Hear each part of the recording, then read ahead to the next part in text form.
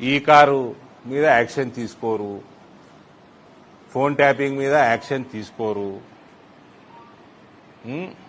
ఇవన్నీ మర్చిపోవాలని మాకు బీసీల మీద తెగ ప్రేమ ఉన్నది.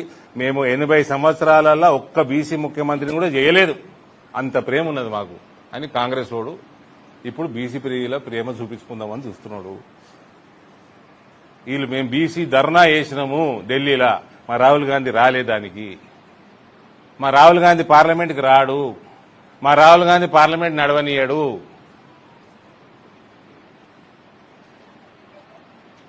పార్లమెంట్లో మాత్రం బీజేపీ పాస్ చేయాలి, మా రాహుల్ గాంధీ మాత్రం రాడు.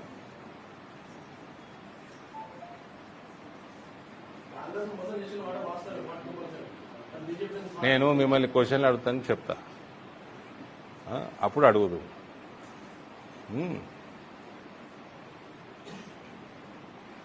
సో ఇది ఇక్కడికి వచ్చి జిల్లాకు వచ్చి ఏమైనా ఇచ్చిపోయిందా అంటే లేదు. ఏమన్నా అంటే నేను బిచ్చపోని, నాకు బ్యాంకులు బిచ్చం వేస్తలేవు, నేను బ్యాంకులకు పోతే నేను చెప్పులు ఎత్తుకపోతానేమో, చెప్పులు ఎత్తుకపోయేటోళ్ళు వచ్చారేమో అని చూస్తున్నారు. ఇది ముఖ్యమంత్రి గారి మాటలు.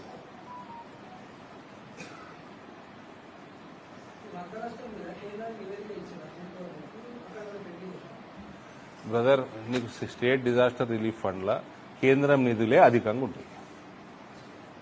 నువ్వు పేమెంట్స్ చేసుకో, మళ్ళా రీయింబర్స్ చేసుకో.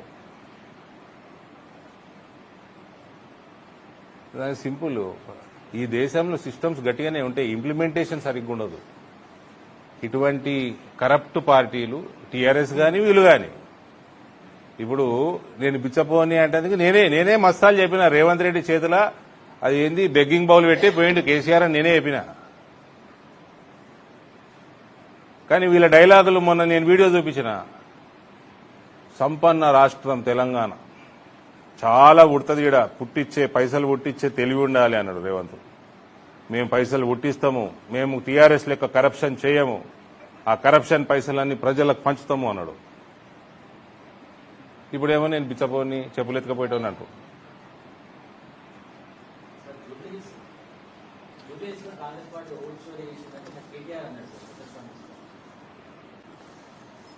చూస్తా ఉన్నా 3-4 రోజుల నుంచి ఇలా ఎగురుతున్నాడు.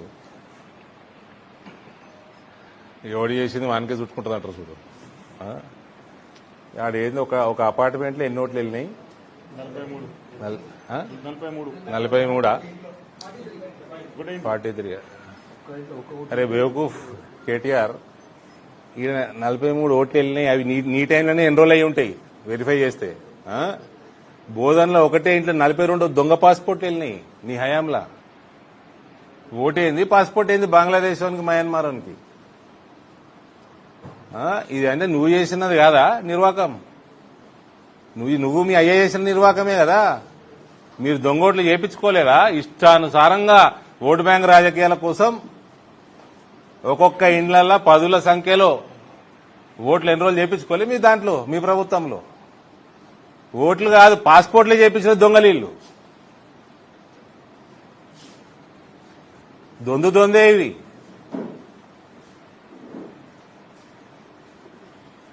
మళ్ళా నేను పేరు తీసుకోను, మీకు అర్థమైంది రాసుకోండి. ఈ కేటీఆర్ కేసీఆర్ హయాంలా జూబ్లీ హిల్స్ క్లబ్లలో విచ్చల విడిగా డ్రగ్స్ సరఫరా అవుతుండే. ఈ ఈవినింగ్ క్లబ్స్, పబ్బులు, క్లబ్బులు ఇవన్నీ జూబ్లీ హిల్స్ లో రోడ్ నెంబర్ 45 36లోనే అత్యధికంగా ఉంటాయి. ఇప్పుడు వచ్చే ఏదైతే ఎలక్షన్ వస్తుందో ఆ కాన్స్టిట్యున్సీలనే ఉంటాయి. డ్రగ్స్ సరఫరా అత్యధికంగా ఉంటుండే కేటీఆర్ హయాంలా. జూబ్లీ హిల్స్ లా, లోకల్ జూబ్లీ హిల్స్ లా ఎవరు కనుసన్నలో నడుస్తుండే?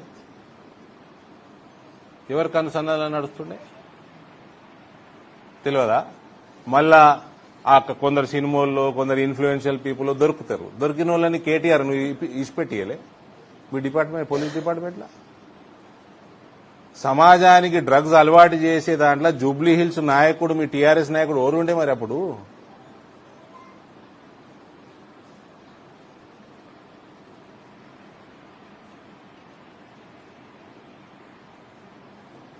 ఈయన దొంగ ఓట్లు ఎన్రోల్ చేస్తారు, అవన్నీ ఎన్రోల్మెంట్ మాక్సిమం మీ దాంట్లో ఉంటాయి, మీ అయ్యా హయాంలోనే. ఓటు ఎన్రోల్మెంట్ కాదు, పాస్పోర్ట్లు కూడా దొంగ పాస్పోర్ట్లు ఎన్రోల్మెంట్ చేయించారు మీరైతే. ఈ దేశ భద్రతకే ముప్పు మీ కుటుంబం, కల్వకుంట్ల కుటుంబం.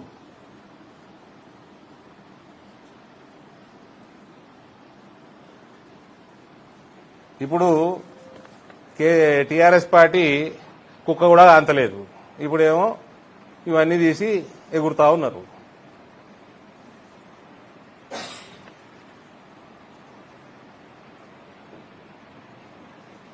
పొద్దున్నే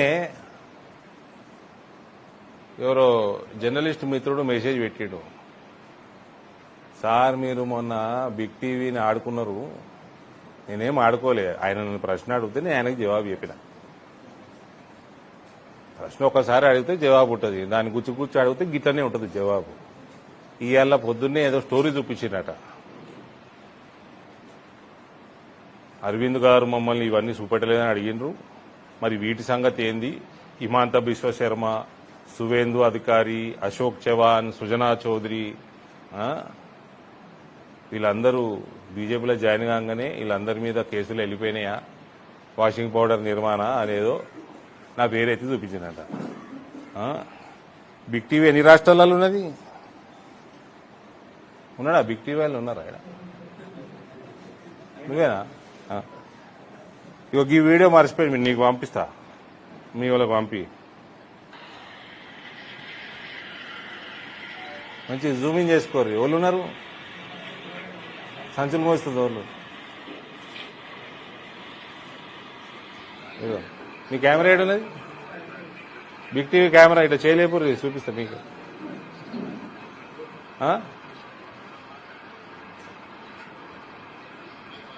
గుర్తుపట్టింది కదా, మొన్న నిజామాబాద్కి వచ్చిపోయాడు. వాయిస్ వినబడుతుందా?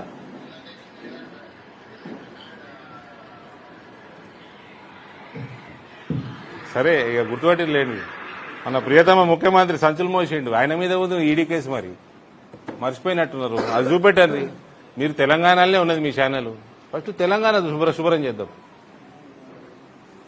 తర్వాత ఇతర రాష్ట్రాలకు పోదాం. ఊకే నన్ను గెలుకోకుర్రా. మేమందరము మాకు బట్టలు ఎంత తెల్లగా ఉంటాయో మా నీయత కూడా అంతే తెల్లగా ఉంటుంది. కాంగ్రెస్ వల్ల తెల్ల కదర్ లెక్క కాదు మాది, మరి నిజంగా స్వచ్ఛమైన తెలుపు మాది. మరి రేవంత్ రెడ్డి సంచులు మోసింది కూడా ఈడీలో పెండింగ్ ఉంది. మరి రేవంత్ కూడా ములాఖాత్ అయినా కాంగ్రెస్ తోటి, మోడీ తోటి, అమిత్ షా తోటి అయినా. మరి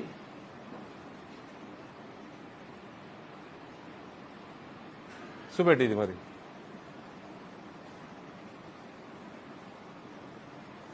మళ్ళీ ఏమన్నా అంటే ఫీల్ అయినట్టు మొన్న బాగా. నేనేం చేయాలి ఫీల్ అయితే? నువ్వు అడిగినావు, నేను జవాబు చెప్పిన. రుద్దాలనుకుంటే ఇక్కడ కూడా అమాయకుడు లేడు. మా మీద రుద్దుతాము, రిజర్వేషన్ మా మీద రుద్దుతాం అంటే ఎవడు అమాయకుడు లేడుగా. ఇటుకా జవాబు పత్తర్ సే దేతే.